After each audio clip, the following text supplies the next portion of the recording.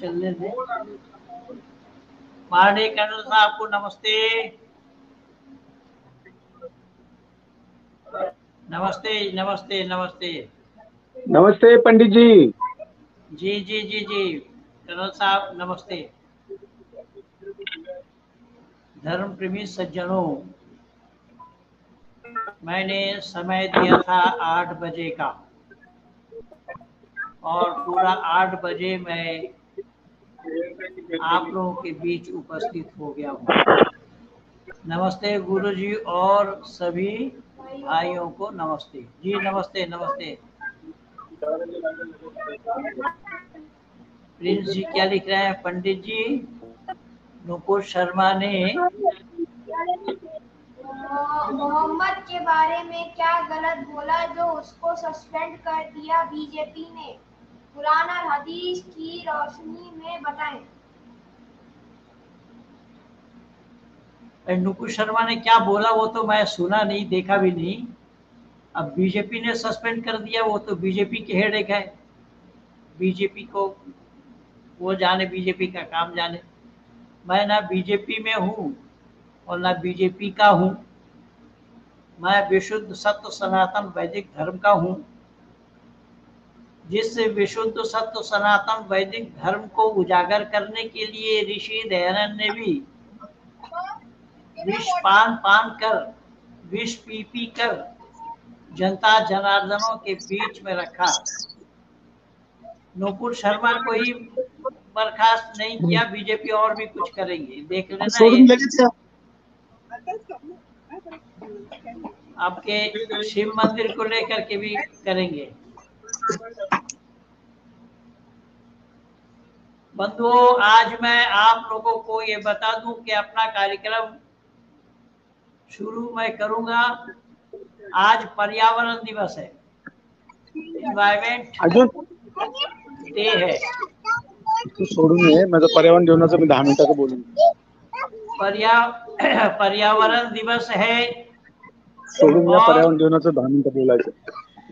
हमारी टीम पर्यावरण के लिए क्या काम कर रही है, जिसमें माननीय कर्नल साहब अग्रणी हैं। माननीय कर्नल साहब अपने रिटायर होने के बाद से इस काम में लगे हुए हैं। देखिए ये चित्र,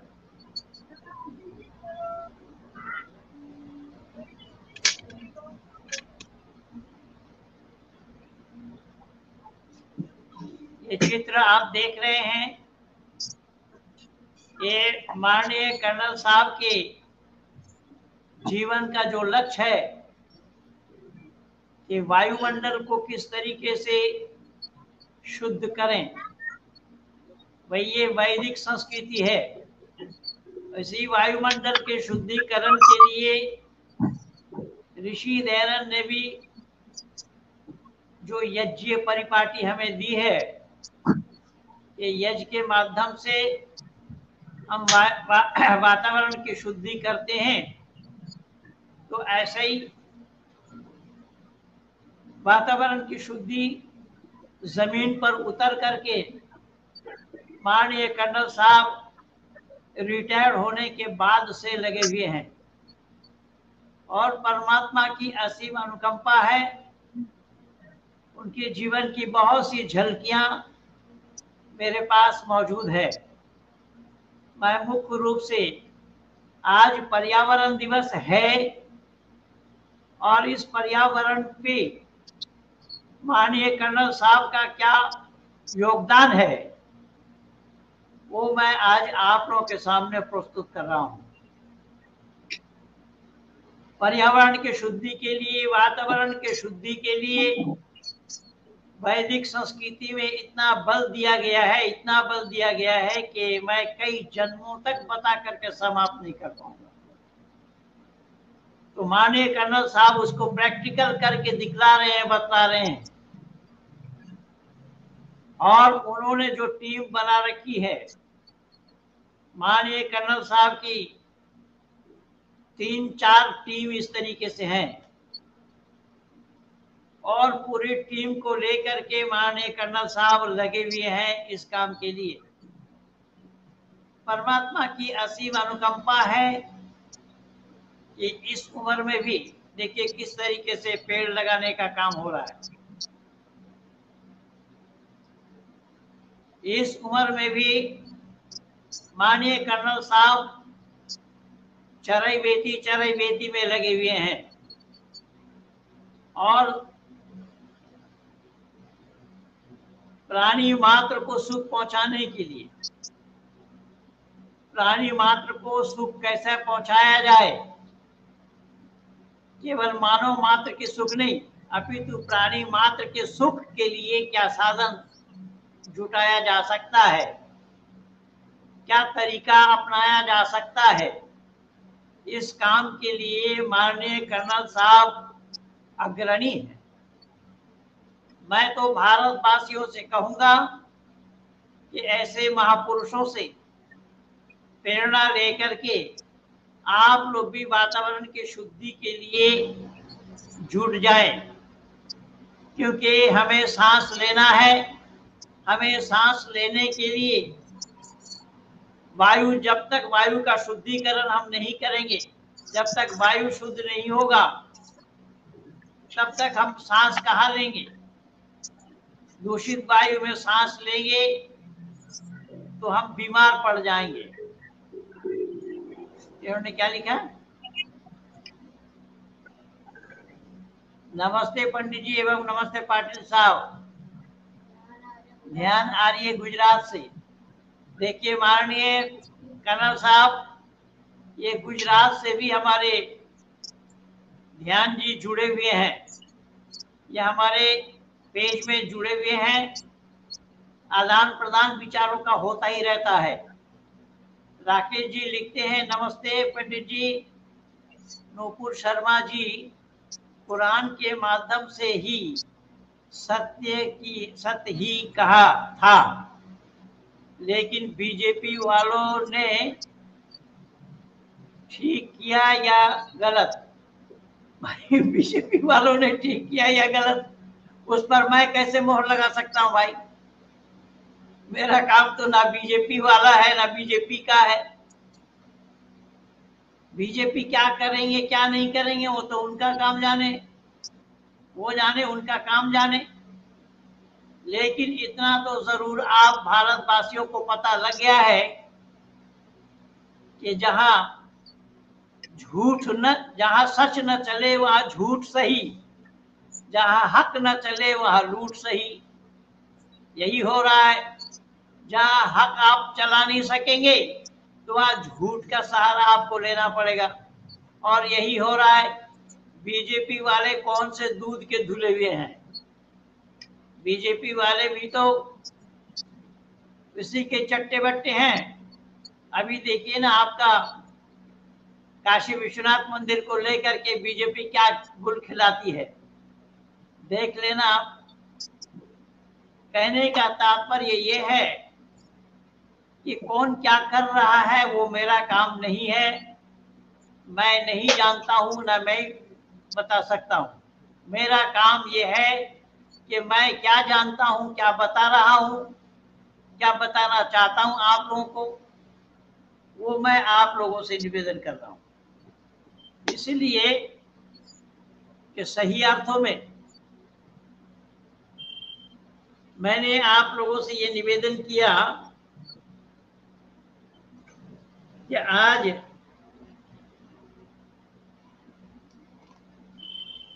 मैं लिख करके भी दिया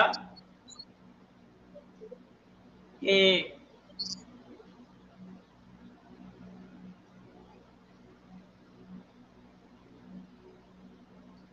कुरान कलामुल्लाह है या नहीं,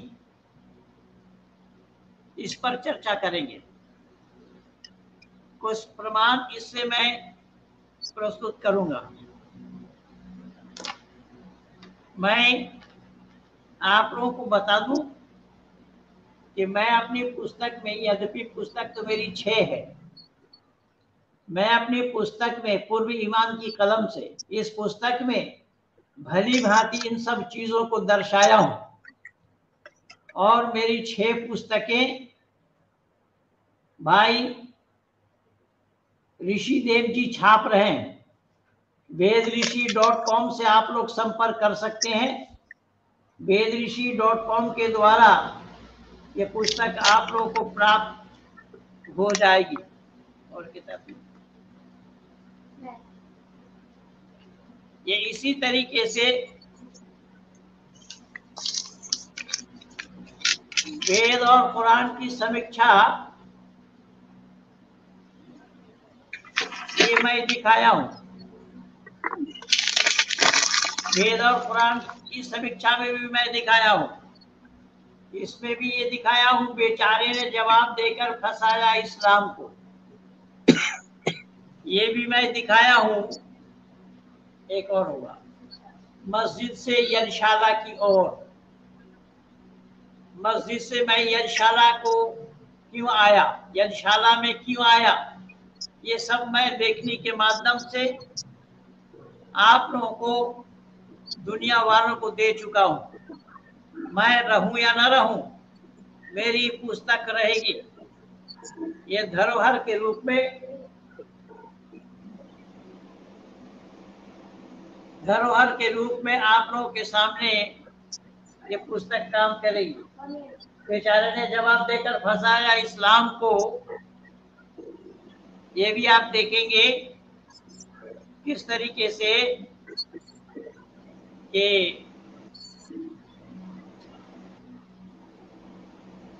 कश्मीर का एक युवा ने मेरा जवाब देने का प्रयास किया था और उसके जवाब देने में मैं इसकी पुस्तक बना करके जवाब दिया हूं। बेचारे ने जवाब देकर फंसाया इस्लाम को। वो 2-4 हुआ ना, 5 होना चाहिए।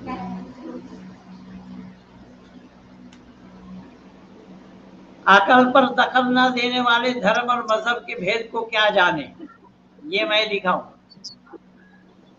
तो यहाँ पर अकल पर दखल देने के लिए मनाही है। रही बात वर्तमान भारतवर्ष में जो चल रहा है, मैं अपने वातावरण की शुद्धि के लिए, आज पर्यावरण दिवस है, उस पर्यावरण के संदर्भ में हमारे माननीय कर्नल साहब क्या काम कर रहे हैं, उनकी टीम क्या काम कर रही है, मैंने 4 फोटो आप लोगों को दिखाया, सचित्र आप लोगों को दिखाया कि इस माहौल में, इस बिगड़ी हुई माहौल में किस तरीके से लोग औरों के उपकार करने के लिए, प्राणी मात्र की भलाई करने के लिए लगे हुए हैं। इनको बल के भरपूर सहयोग नहीं मिला, न सरकार ने सहयोग दिया और न किसी समाज संगठन ने, या अपने बलबूते पे जैसा जो हो रहा है उसी तरीके से काम कर रहे हैं। ये बहुत बड़ी बात मैं कह रहा हूं। अब बीजेपी किसको निकाल रही है, किसको ला रही है, ये तो बीजेपी वालों का काम है। वो मैं नहीं जानता किसको निकालना चाहिए और किसको बाहर करना चाहिए, लेकिन वो निकाले चाहे बाहर करें, लेकिन जो काम करने का है वो काम नहीं हो रहा है। वो काम अगर ना करे तो कोई बात नहीं, लेकिन प्रोत्साहन तो देना चाहिए ना, प्रोत्साहित तो करना चाहिए कि भाई हाँ, जो काम कर रहे हैं उनको प्रोत्साहित करो, लेकिन नहीं। तो ये विडंबना है, ये विडंबना। देखिए, ये 5 पुस्तक मैं आप लोगों को दिखा रहा हूँ। ये मेरी 5 पुस्तकें, एक अंग्रेजी में आया है, एक मस्जिद से यज्ञशाला की ओर का अंग्रेजी भी बन गया है। ये 6 पुस्तक अभी हमारे भाई ऋषिदेव जी छाप रहे हैं। vedrishi.com से आप संपर्क करेंगे, vedrishi.com से ये मेरी सारी पुस्तकें मिल जाएंगी। तो मैं ये निवेदन कर रहा था, वैदिक सनातन क्या लिखा है। नमस्ते गुरुजी, मैं सत्यभान आर्य, जमालपुर, फिरोजाबाद, यूपी, आपके चरणों में समर्पित। बहुत बहुत धन्यवाद बाबू सत्यभान जी। परमात्मा की कृपा आप पर बनी रहे, आप सत्यम पेशी बने, जो सत्य के मिशन में हम लोग लगे हुए हैं, पक्ष दो होता है, एक सही दूसरा गलत, एक रात दूसरा अंधकार, एक सच दूसरा झूठ। तो एक सच को उजागर करने में हम लगे हुए हैं और आज 39 वर्ष हो गया है मुझे इस सत्य का प्रचार करते हुए। परमात्मा की असीम अनुकंपा है कि माननीय कर्नल साहब जैसे लोग मुझे मिले हैं कि जिनके दिल में ये तड़प है, क्यों तड़प हो क्यों ना, उन्होंने पूरी जवानी तो दिया देश के लिए, भारत माँ की रक्षा के लिए, जिन्होंने अपना पूरी जवानी लगाई है, जान हथेली में लेकर के, जीवन हथेली पे लेकर के पाकिस्तानी दुश्मनों से लड़ाई की है। दुश्मनों के साथ किस तरीके से 71 की वॉर को किस तरीके से जीता है, नियाजी जैसे लोगों को सरेंडर करने के लिए जिन्होंने मजबूर किया है, ऐसे माननीय कर्नल साहब आज संपूर्ण भारत भर के अंदर पर्यावरण की शुद्धि के लिए, पर्यावरण को ठीक करने के लिए जुटे पड़े हैं, लगे हुए हैं अपने फौज के साथ, अपने टीमों के साथ। इसीलिए मैं निवेदन कर रहा हूं कि माननीय कर्नल साहब जैसे लोग, देखिए मैं पिछले दिन भी बताया था, पिछले सप्ताह भी बताया था कि ये मुस्लिम ब्रिगेड इन्होंने बनाया है, ये माननीय कर्नल साहब की संगठन है। ये मत समझिए क्या कि हम लोग केवल और केवल किसी के विरोध में बोलते हैं, नहीं, हम लोग किसी के विरोध में नहीं बोलते हैं, हम लोग असत और अधर्म के खिलाफ बोलते हैं, असत और अधर्म के विरोध में बोलते हैं, सत्य का प्रतिपादन करते हैं। चंचल जी ने क्या लिखा है, मौलाना कह रहे हैं कि रसूल की शान में कहोगे तो जीभ काट लेंगे। ये मौलाना खुला धमकी दे रहा है, मोहम्मद साहब अल्लाह से आगे निकल गए, अब इनके पास तो यही है, धमकी के सिवा और है भी क्या। किसी ने जो काम किया वो गलत नहीं, आप बोले तो आप गलत हो जाएंगे, क्या तमाशा है देखिए। किसी व्यक्ति ने कुछ काम किया है जो समाज में खोलने लायक नहीं है, जो किया है उनकी गलती नहीं, आप बोलेंगे तो गलती आपकी हो जाएगी, उल्टी गंगा बह रही है। और इसमें भारत सरकार इसको शय दे रही है, वरना पार्टी से क्यों किसी को निकाला जाएगा। लेकिन मैं कुछ और कहना चाह रहा हूं आप लोगों को, मैं ये कहना चाह रहा हूं कि सही अर्थों में ये कुरान कलामुल्लाह है या नहीं, इस पर आप विचार करेंगे तो बहुत से बातों से पता लगेगा। मैं पिछले दिन भी आप लोगों को बोला था कि एक मछली के पीठ में ये पूरी धरती है।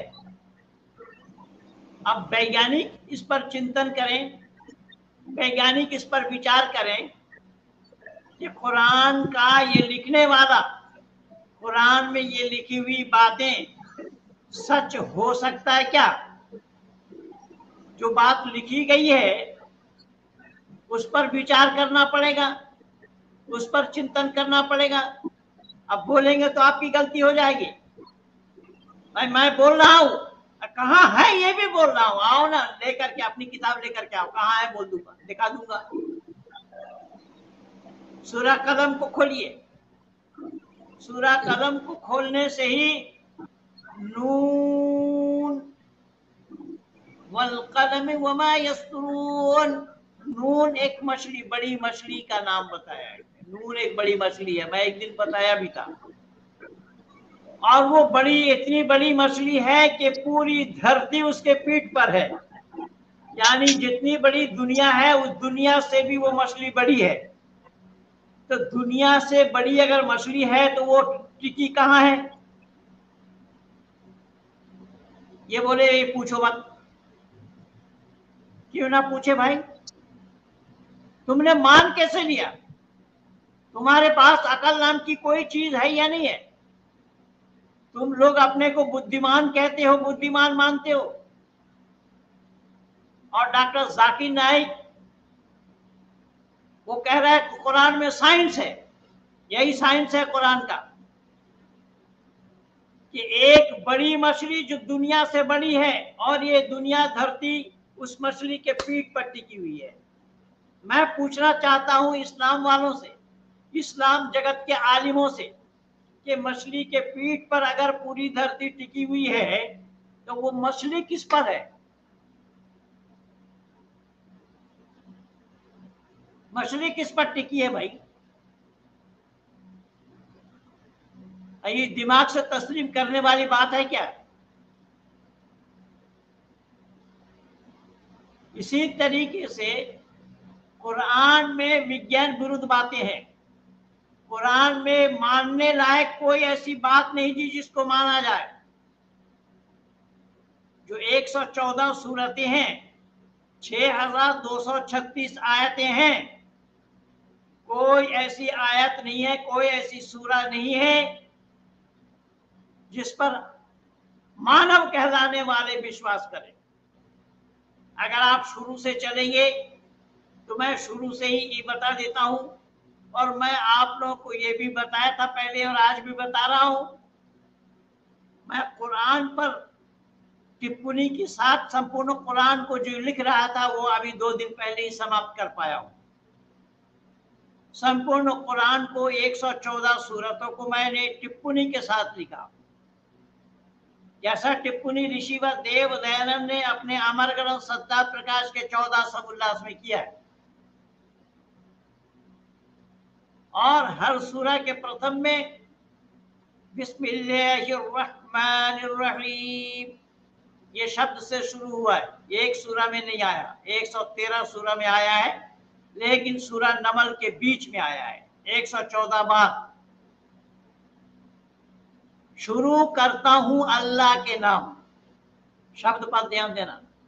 शुरू करता हूं अल्लाह के नाम जो बड़े मेहरबान रहम वाले हैं। जो बड़े मेहरबान और रहम वाले हैं। ये कौन कह रहा है इस बात को? मैंने सवाल उठाया और ये सवाल सबसे पहले आर्य समाज के प्रवर्तक ऋषिवर देव दयानंद ने अपने अमर ग्रंथ सत्या प्रकाश के 14 समुल्लास में यही सवाल उठाया। ऋषि दयानंद लिख रहे हैं कि सत्या प्रकाश उर्दू वाले, जो सत्या प्रकाश में ऋषि दयानंद लिख रहे हैं कि यहां शुरू करने वाला कोई है, इसी अल्लाह के नाम से शुरू किया।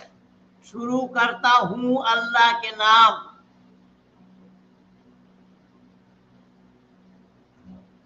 ये है वो सत्या प्रकाश। और यहाँ 14 समुल्लास में ऋषि दयानंद इन्हीं कुरान से उठा करके दिया है।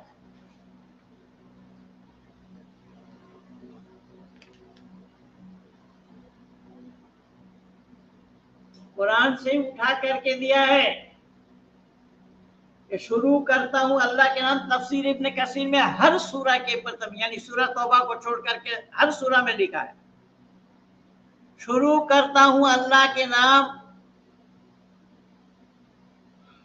जो बड़े मेहरबान।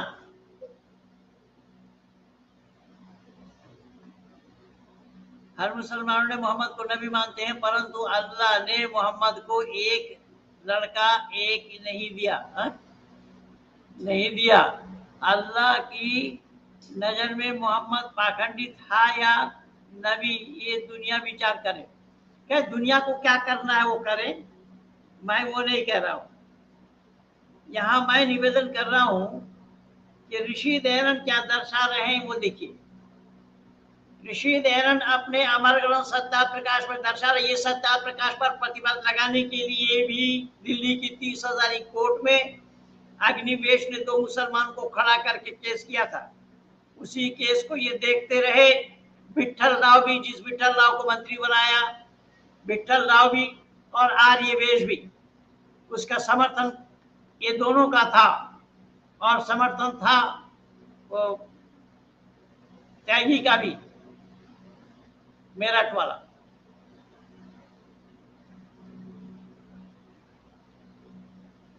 सत्या प्रकाश केस को दिल्ली हाई कोर्ट हमारे वकील ले गए, हाई कोर्ट, और हाई कोर्ट से वो ये केस हमें जीत मिली है। सत्या प्रकाश पर ये जो प्रतिबंध लगाया था, इसी आधार पर दिल्ली हाई कोर्ट ने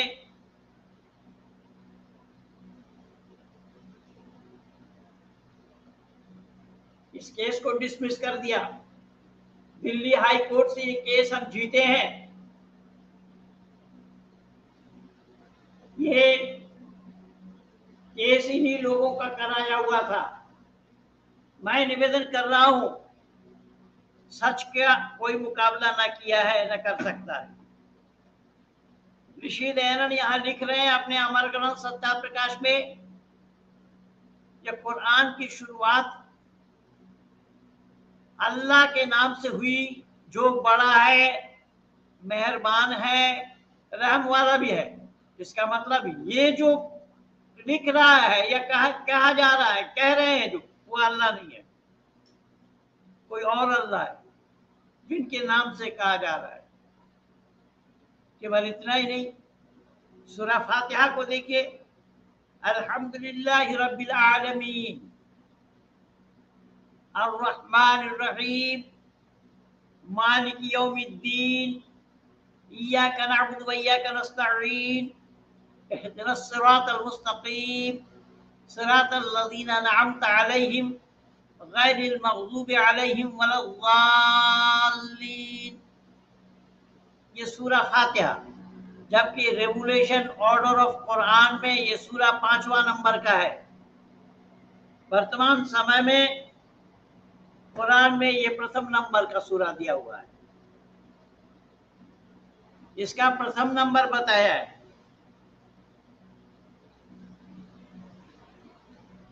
प्रथम नंबर में ये दिया हुआ है, अल्हम्दुलिल्लाहि रब्बिल आलमीन, तमाम तारीफें अल्लाह के लिए है। ये कलामुल्लाह है।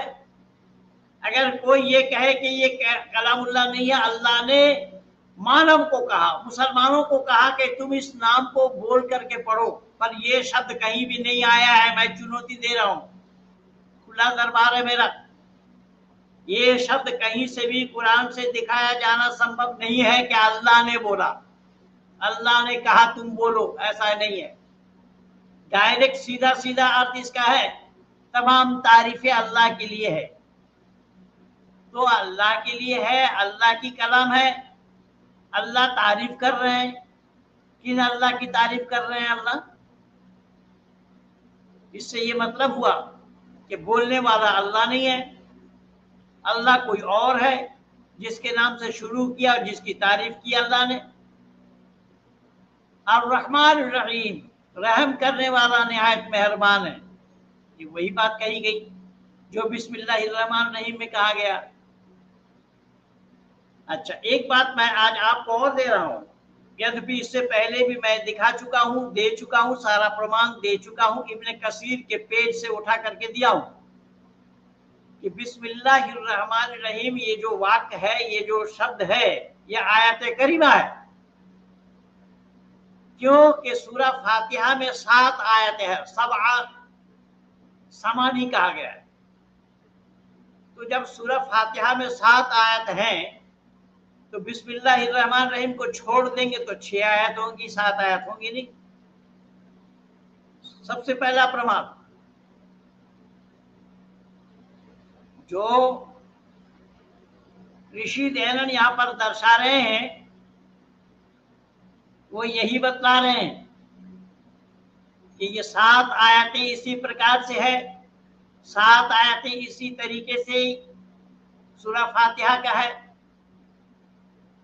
तो क्या बताया तमाम तारीफ अल्लाह के लिए है जो रहम करने वाला मेहरबान है। इसका मतलब अल्लाह ने ये कही, अल्लाह ने कही तभी आयत करीमा है। तो अल्लाह ने अगर कही तभी आयत करीमा है तो अल्लाह ने किस अल्लाह के लिए कहा कि वो निहायत मेहरबान है, रहम करने वाला है, उसकी तारीफ कर रहा हूं मैं। वो कौन है? फिर बताया मालिक यौमिद्दीन, यौमी जजा के मालिक, कयामत के दिन की मालिक, कयामत के दिन की मालिक वो है। तो ये कौन लिख रहे हैं, कौन कह रहे हैं, ये किन के मालिक है, कहाँ के मालिक है, कब के मालिक है? आगे बताया कि इहदिनस सिरातल मुस्तकीम, हमें सीधा रास्ता दिखा। जब ये आयत करीमा है, जब अल्लाह ने कही बात को, इस बात को, तो हमें सीधा रास्ता दिखा। इसका मतलब अल्लाह को सीधा रास्ता पता नहीं, यानी कुरान कहने वाला जो अल्लाह है उस अल्लाह को सीधा रास्ता पता नहीं। तभी जिस नाम से शुरू किया है, जिसके नाम से शुरू किया, उसी अल्लाह से सीधा रास्ता मांग रहे हैं। अब दुनिया वालों को ये पता करना होगा, दुनिया वालों को यह अंदाजा लगाना होगा कि जो अल्लाह जिनको सीधा रास्ता ही का नहीं पता, वो सीधा रास्ता औरों को क्या बताएंगे। यही कारण बना कि अल्लाह को कहना पड़ा, मैं जिसको चाहता हूं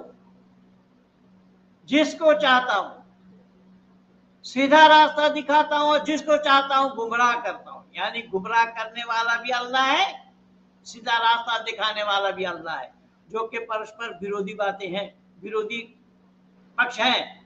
जबकि जो सीधा रास्ता दिखाने वाला होगा वो किसी को गुमराह नहीं कर सकता, क्योंकि उसके स्वभाव के विपरीत है। तो उसके स्वभाव के विपरीत है, उनके गुणों के विपरीत है, तो परस्पर विरोधी गुण एक अल्लाह के अंदर में क्यों होना संभव होगा? हाँ, विरोधी गुण है। विरोधी गुण क्या है? कि वो सगुण भी है और निर्गुण भी है। तो सगुण और निर्गुण का परिभाषा जानना पड़ेगा पहले। ये बहुत सारे पोंगा पंडित लोग भी इन्हीं बातों को कहते हैं, लेकिन जो जानते नहीं है वो बोलते हैं सगुण के माने गुण सहित और निर्गुण के माने गुण रहित। मैं बहुत बार बोला हूं, यही कारण बना कि पंडित लोग भी सामने आने के लिए तैयार नहीं है।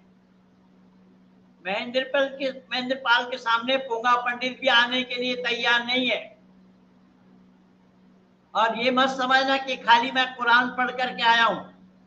परमात्मा की असीम अनुकंपा है कि वैदिक सिद्धांत को भली भांति जानकर, समझकर, परख कर आया हूं। वेद के संदर्भ में भी कोई बात करना चाहे तो हमें कोई आपत्ति नहीं है, स्वागत है, आइए सामने, जिनको आना हो। तो सगुण और निर्गुण ये दो विरोधी गुण है, परमात्मा में ही है। लेकिन अल्लाह जिसको रास्ता दिखाता है उसको गुमराह करता है, ये काम परमात्मा का नहीं है। क्योंकि परमात्मा रास्ता दिखाने वाले हैं, परमात्मा गुमराह करने वाले नहीं है। याद रखना, भली प्रकार से सुन लो। दुनिया वालों इसकी जानकारी करो, तहकीकात करो। वेद का जो परमात्मा है या इस ब्रह्मांड का जो परमात्मा है, वेद ज्ञान जिस परमात्मा का दिया हुआ है, वो परमात्मा कभी भी किसी को गुमराह नहीं करते, किसी को नहीं भटकाते।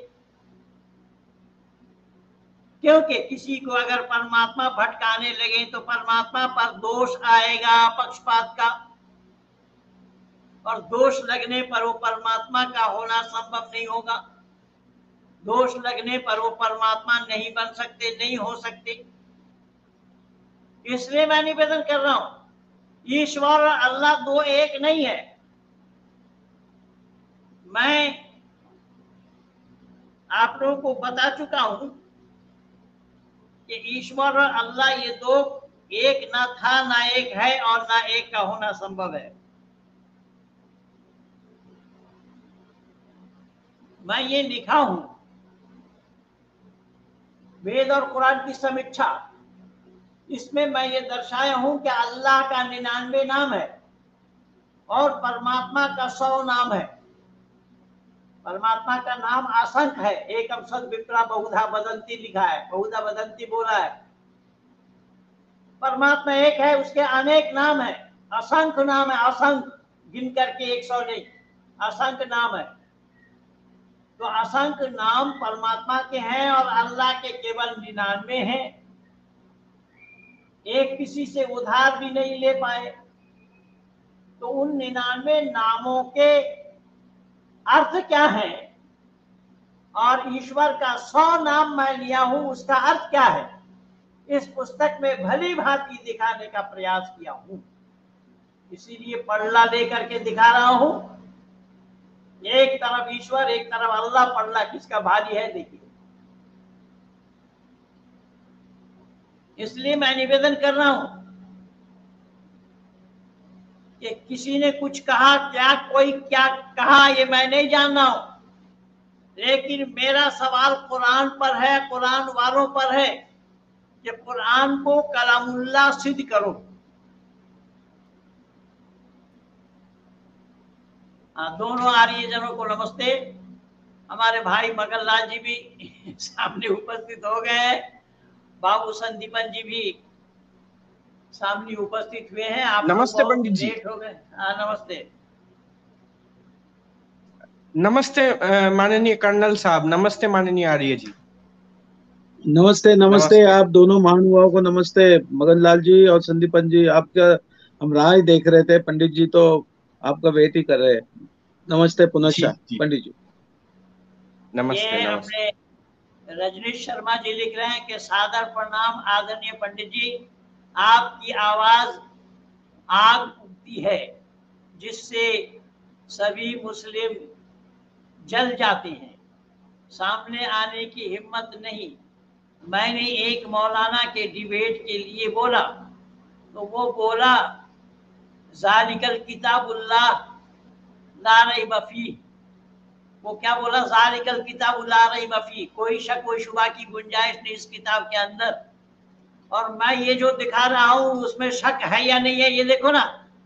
जो अल्लाह ने बोला कि मछली के पेट पर ये धरती है, ये ज़ालिकल किताब है। ये जिस किताब पर शक नहीं, उस किताब पर शक किया जाना संभव है या नहीं, ये तो मैं उदाहरण दे रहा हूं। इसलिए मुझे पूछा कई लोगों ने कि आपने इस्लाम क्यों छोड़ा, तो मैंने साफ कहा कि इस्लाम मैंने नहीं छोड़ा, इस्लाम ने मुझे छोड़ दिया। क्यों? मैं ये सवाल उठाया, मैं ये पूछना चाहा कि भाई ये क्यों और कैसा संभव है, लेकिन कोई जवाब देने के लिए तैयार नहीं, जवाब नहीं है इन लोगों के पास। लेकिन आज एक चीज मैं बिल्कुल तहे दिल से आप लोगों से शेयर करना चाहूंगा, आप लोगों के बीच में ये बताना चाहूंगा कि ये इस्लाम वाले अपने को अल्लाह वाले मानते हैं, अल्लाह वाले कहते हैं, लेकिन मैं दावा के साथ आज के दिन ये कह रहा हूं, आज 5 जून 2022 को मैं अपने चैनल के माध्यम से ये कह रहा हूं कि बेशक ये लोग कहें कि अल्लाह के खौफ इनके दिल में है, अल्लाह का खौफ अगर इनके दिल में होते तो पत्थरबाजी क्यों और कैसे करते।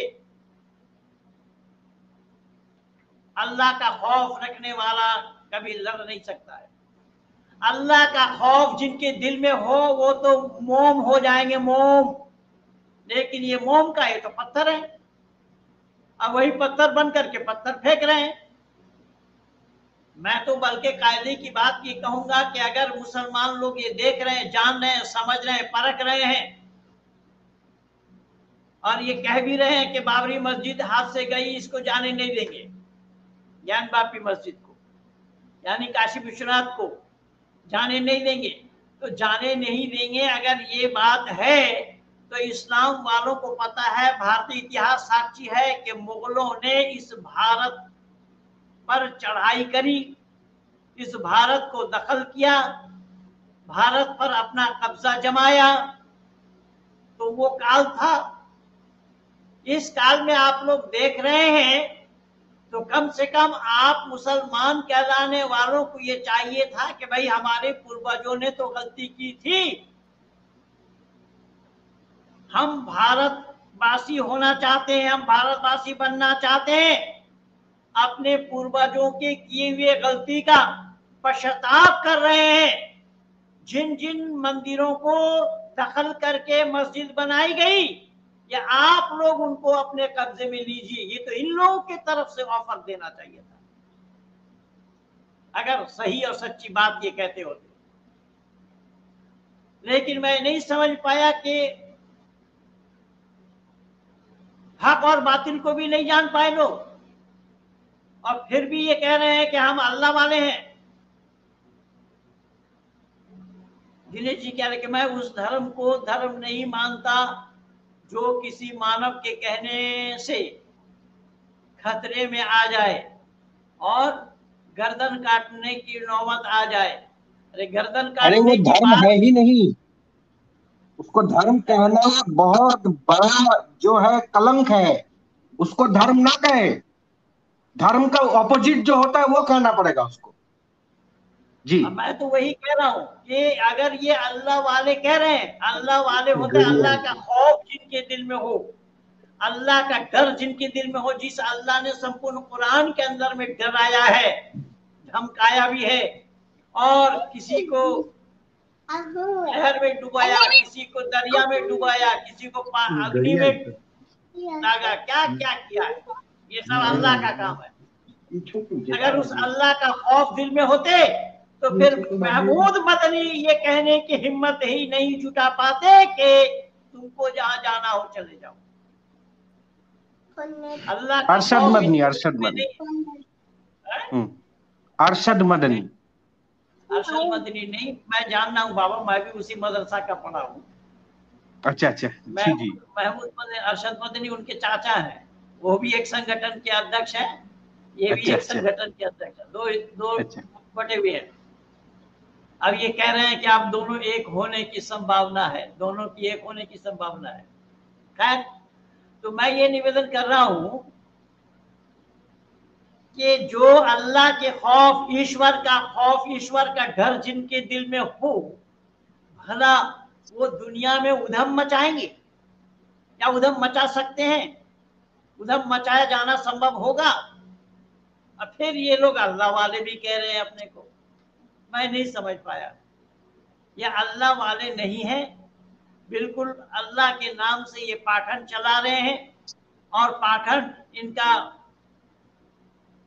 पुरजोर चल रहा है, और इसमें दोषी हिंदू है। हिंदू, सुन लो हिंदू कान खोलकर, इसमें दोषी हिंदू है, और हिंदू ही नहीं, ये दोषी मूर्ति पूजा है। मूर्ति पूजा के कारण ये देश गुलाम बना मुसलमानों का।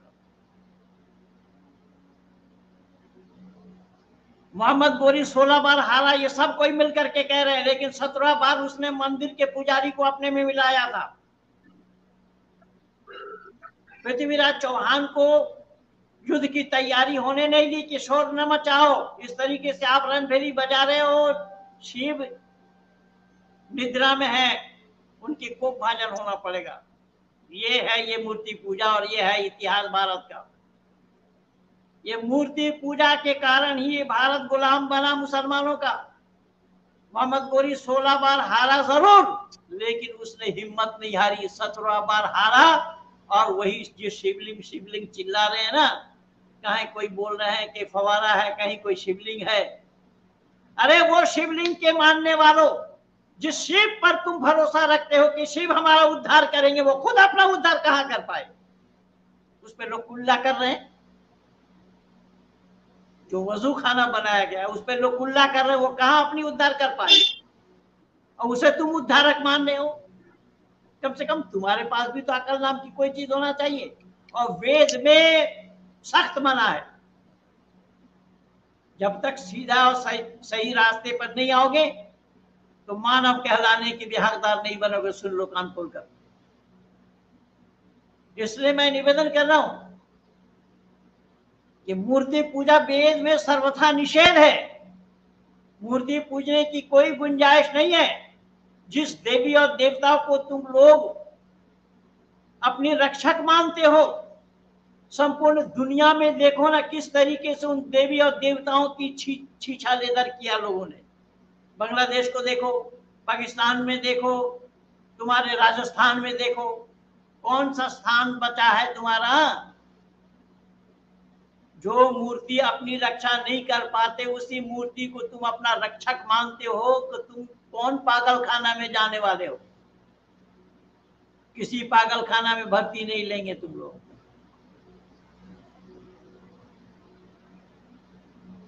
आज भी मूर्ति पूजा की लड़ाई की वजह से ही नुपुर शर्मा और भाजपा के नेताजन पर आ गए। बिल्कुल सही कह रहे हैं बाबू,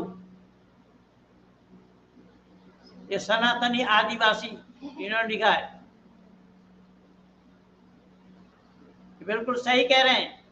इन्होंने कभी सच्चाई को स्वीकार नहीं किया और ऋषि दयानंद ने विषपान करके करके करते करते करते अनेक बार, एक दो बार नहीं, मैं गिनती में जाना नहीं चाहता हूं। इसने ऑथेंटिक विद्वानों ने लिखा 14 बार और कई विद्वानों ने लिखा 18 बार। यार ये समाज को भी चूचू का मुरब्बा बना रखा लोगों ने। लेकिन एकाधिक बार, अनेक बार ऋषि दयानंद ने विषपान किया। किस लिए विषपान किया?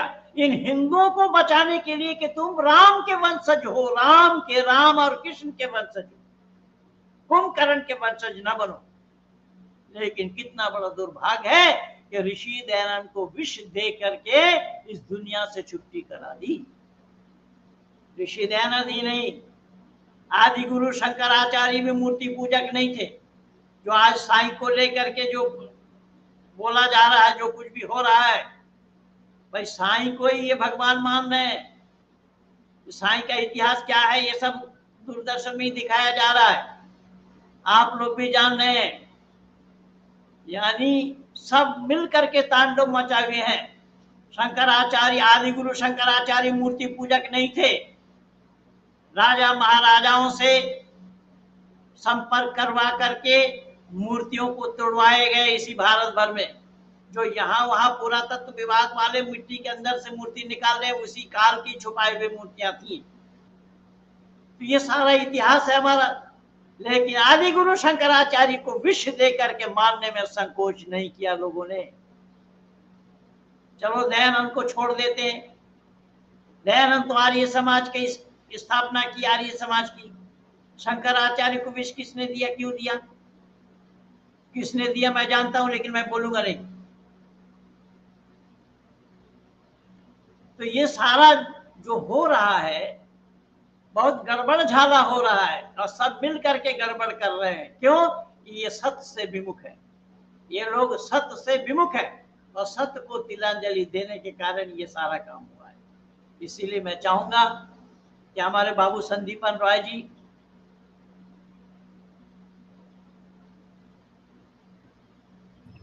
जी, हाँ बोलिए। नमस्ते। नमस्ते नमस्ते। नमस्ते जी, मैं इतना ही कहना चाहूंगा। अभी तो यानी भारत में तांडव किस प्रकार से कर रहे हैं, वो अभी एक आया है, वो कह रहा है। एक मिनट, ये क्या कह रहा है? देखिए ये क्या है, मोहम्मद मुश्ताक ये कह रहा है कि तू पागल हो गया है। तो मैं पागल हो गया हूं तो तू क्यों देख रहा है बे? इस पागल से तेरा क्या काम है? क्या पागल का इलाज करेगा?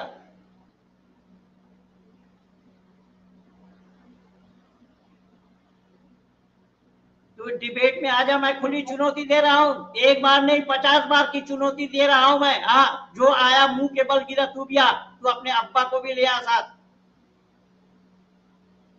और मैं तो सुदर्शन न्यूज चैनल से गुहार लगाया हूं कि संभव हो तो महमूद मदनी के साथ मेरा डिबेट करवा देना। मैं दिखा दूंगा, बता दूंगा तू क्या जानता है। आजा, सामने आजा।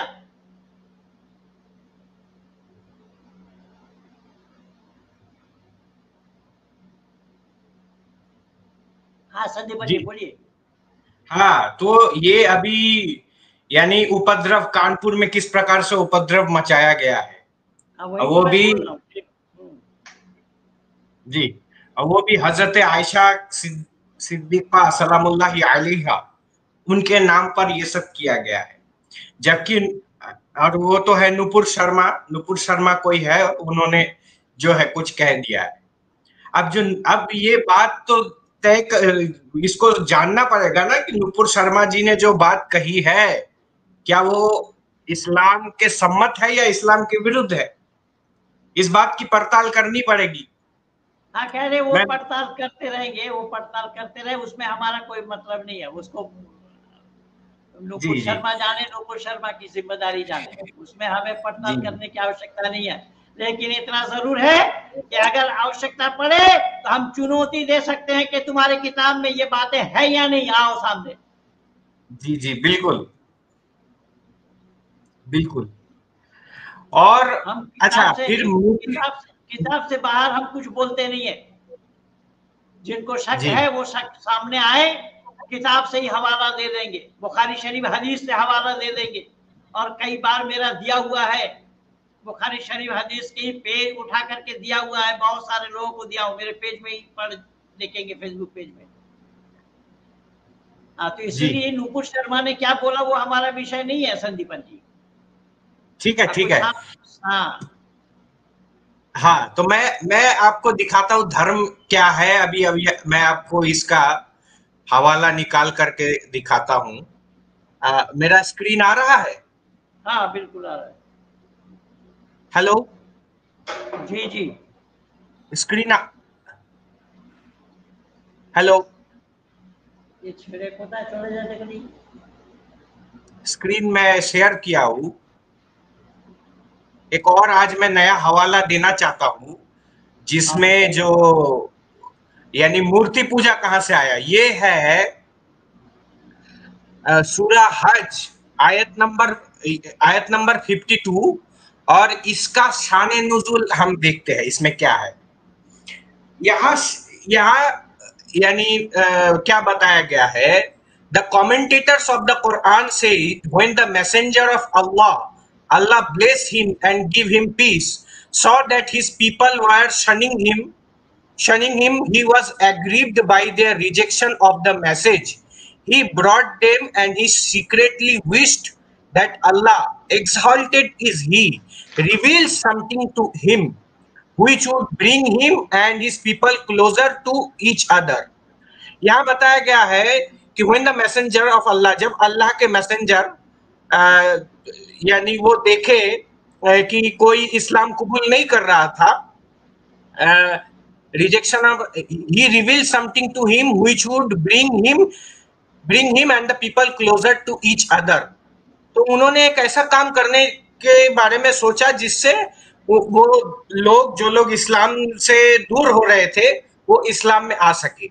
One day he sat in one of the congregations of the Quraysh, which attracted a huge number of its members, and wished that Allah, exalted is he, does not reveal to him, and that day anything might repel him from him. Allah, exalted is he, revealed him the Surah Najm.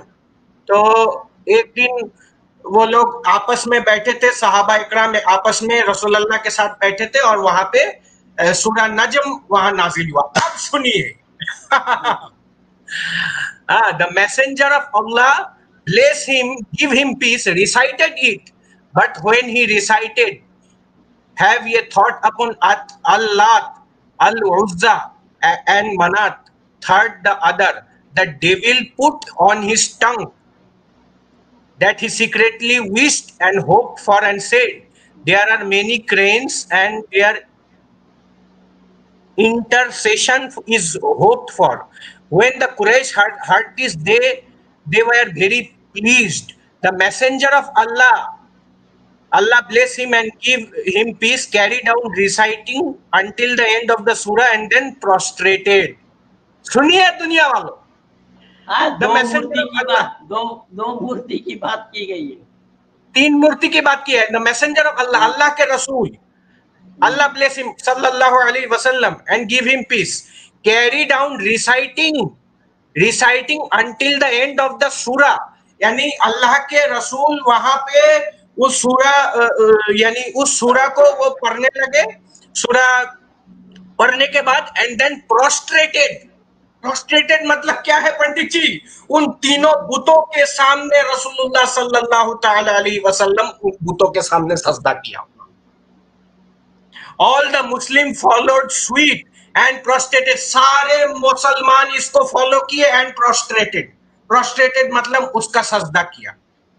अब इस आयत के शाने नुज़ुल, अब ये लोग कहते हैं शाने नुज़ुल को आप नहीं देखते, इस आयत के शाने नुज़ुल से ये साबित हुआ कि रसूलुल्लाह सल्लल्लाहु तआला अलैहि वसल्लम की सुन्नत है बुतों के सामने सजदा करना। मैं नहीं कर रहा, ये आपका असबाब नुज़ुल और इसका यानी शान नुज़ुल ये कह रहा है।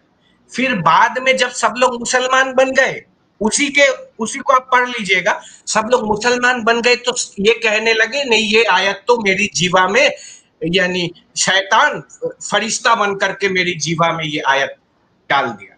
यानी अब समझ रहे आप, तो सब लोग खुश हो गए जो काफिर थे कि हमारे रसूल अल्लाह ने जो है बुतों का सजदा कर लिया। कई माने झुंडों में काफिर मुसलमान बन गए। अब मुसलमान बन गए, अब तो कोई दीन नहीं छोड़ सकता मुसलमान बनने के बाद।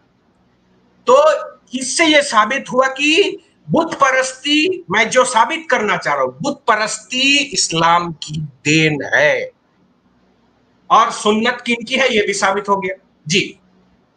तो ये धर्म नहीं हो सकता। ये बुत परस्ती तो हजरत इब्राहिम के पिता अजहर तो बुत बनाते थे जी, और उस बुतों को तोड़ा इब्राहिम ने। हजरत मोहम्मद साहब के पिता भी अब्दुल्ला भी बुत परस्ती करते रहे जी, लेकिन हजरत मोहम्मद साहब ने 360 बुतों को उस काबा से निकाला जी, काबा से हटाया। बिल्कुल, तो काबा में बुत आया कहां से? बिल्कुल बिल्कुल, काबा में बुत कहां से आया भाई? कहां से आया? जी, पूछते नहीं थे तो आएगा कहां से? अगर रखा गया था तो वो जमीन किसकी थी, वो जगह किसकी थी? सब जगह यही तो गुंडागर्दी चल रहा है ना इन लोगों का। और कुरान कहता है कि नजस है, नजस, काफिरों को वहां जाने मत दो, उसी काबा के लिए बताया है। और जिस मूर्ति को हटा करके उसको काबा बनाया जा रहा है जी, मूर्ति रखी हुई है, तो मूर्ति अगर रखी हुई है तो वो जगह पवित्र क्यों और कैसे हो गया? जी जी, मूर्ति अगर रखी हुई है तो वो मूर्ति किनकी थी? मूर्ति रखे कौन थे? मूर्ति रखने वाली जो जगह थी वो जगह किनकी थी जी? ये सब सवालों के घेरे में आ जाएंगे जी। मैं तो इसीलिए बोल रहा हूं कि सरकार को चाहिए एक विशाल आकाय धर्म सभा करे और उस धर्म सभा में जैसा अमेरिका में हुआ था ऐसे ही धर्म सभा हो और फिर हम सच्चाई को खोल खोल करके लोगों को बताएं जी। कि जो लोग आज वैदिक धर्मियों को ये कह रहे हैं कि ये देश अगर हमारी रीति रिवाज तुम्हें अच्छा ना लगे तुम इस देश को छोड़ो।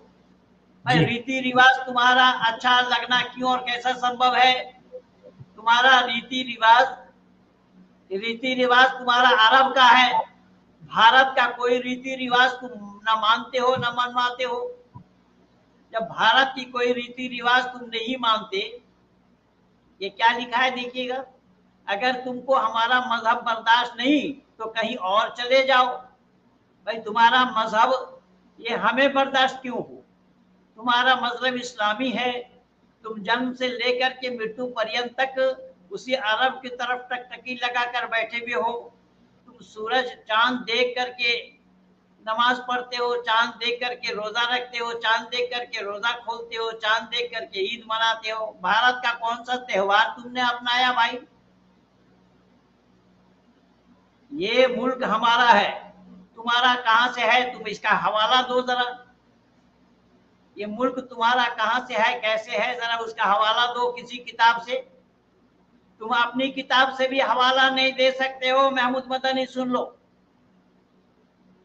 जब तक मैं आबे हयात हूं, जब तक मैं जीवित हूं, तुम अपनी किताब से मेरे सामने हवाला नहीं दे सकते हो कि तुम इस मुल्क के हो। इसलिए मैं निवेदन कर रहा हूं, भारतवासियों को खुद को सोचना चाहिए कि सारे ऋषि मुनियों ने हमें वेदों के तरफ लौटने के लिए कहा, लेकिन ये हिंदू वेदों को ही लौटा दिया। वेद से दूरी बना लेने का ये सारा नतीजा आज भारत भर में मौजूद है और हिंदुओं के लिए मौजूद है, हिंदू के सामने मौजूद है। इसीलिए जितना समय मेरा था मैं वो समय पूरा कर चुका हूं, इसलिए मैं अधिक ना बढ़ते हुए आप लोगों से निवेदन करूं कि यही समय है सत्य सनातन वैदिक धर्मी बनने का। सत्य सनातन वैदिक धर्म को छोड़ करके दूसरा में कोई धर्म ही नहीं है। लेकिन कुछ लोग बोल रहे हैं कि हमने इस्लाम को अलविदा कह दिया, इस्लाम को छोड़ दिया। भाई इस्लाम एक ईश्वरवाद का प्रचार करता है, जिस इस्लाम एक ईश्वरवाद में थे उसको अगर छोड़े तो इस्लाम से सुपर क्वालिटी का एक ईश्वरवाद कहाँ है उसको देखो, उसको अपना लेना चाहिए। फिर नास्तिक बनने का कहां से सवाल आ रहा है? जो नास्तिक बन रहे हो, नास्तिक बनने का सवाल कहां से आ रहा है? और नास्तिक है क्या? किसको नास्तिक कहा गया? नास्तिक को वेद निंदक कहा बोला गया है। जो वेद निंदक है, वेद की निंदा करता है, वो नास्तिक है। इसलिए मैं निवेदन कर रहा हूं कि हमारे सारे ऋषि मुनियों ने हमें वेदों की तरफ लौटने के लिए कहा है। एक ही रास्ता है, वेद मुकद्दस में भी परमात्मा का यही उपदेश है कि नाना पंथ विदते आय नाया। अनेक रास्ता सही नहीं है, सही और सच्चा रास्ता केवल एक है। उसी सही और सच्चा रास्ता जो एक है, उस रास्ते को अपना करके ही हम मानव जीवन को सफल बना सकते हैं, या मानव कह सकते हैं, कहला सकते हैं।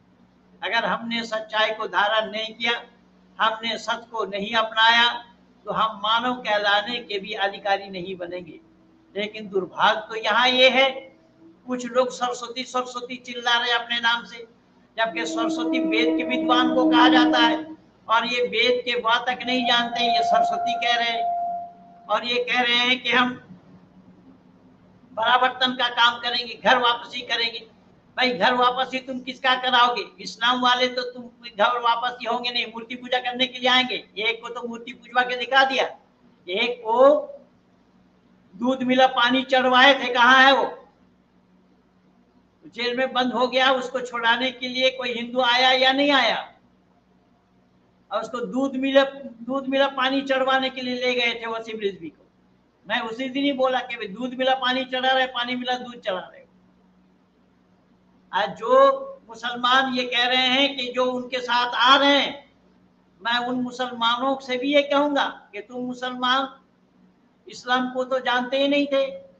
इस्लाम को जानते नहीं थे, इसीलिए तुमने हठधर्मिता किया है और दुराग्रह से तुम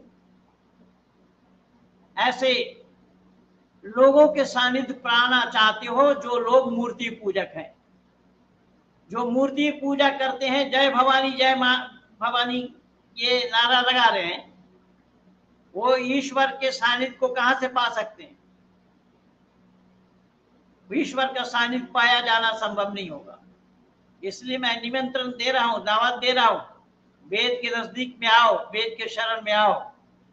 अगर सच्चाई को अपनाना चाहते हो तो, और मानव के लिए सत्य का धारण करना, असत का परित्याग करना, यही मानव होता है। इसलिए सत्य को धारण करने में और असत को छोड़ने में सर्वदा उद्यत रहना चाहिए। किसी को कुछ बात पर शक हो तो बंदा हाजिर है, मेरे सामने आ सकते हैं, मैं सारा प्रमाण दूंगा। मेरे बताए हुए बातों पे जिसको शक हो, जिस किसी को संदेह हो, वो लेकर के आए, मैं हवाला दूंगा, मैं प्रमाण दूंगा। मैं अधिक न बढ़ता हुआ यहीं पर ही वाणी को विराम देना चाहता हूं। ये वीडियो अच्छी लगे लाइक कीजिए, शेयर कीजिए, सब्सक्राइब कीजिए, आइकन बेल दबाना न भूलना। इन्हीं शब्दों के साथ का ये भारत